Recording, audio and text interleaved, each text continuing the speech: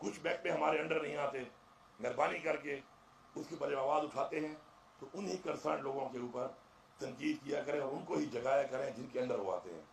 बिजली हमारे अंडर नहीं है। लोड शेडिंग के ऊपर मेरे पे तनकीद करने का तो एक ही हाल था। एक दफ़ा गया, सारे सूबे में बटन बंद किए, 3 महीने इंसान बन गए। अब मैं क्या बटन बंद करता रहूँगा इनके, और मैं खुद बटन ऑन करता रहूँगा। फिर कहते हैं कि जी पाकिस्तान है, पाकिस्तान का नुकसान हमारा नुकसान है। बिल्कुल हम मानते हैं, लेकिन उस नुकसान के अंदर जिम्मेदारी किसकी है?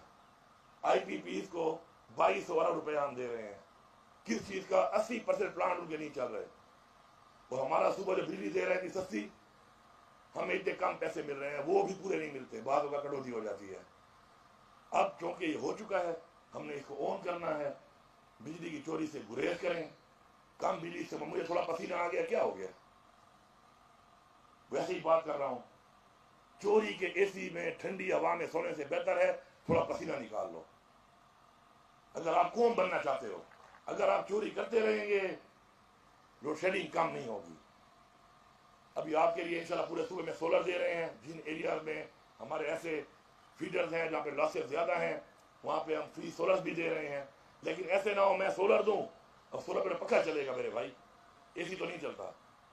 उधर सोलर भी मेरा ले लो 2 लाख रुपए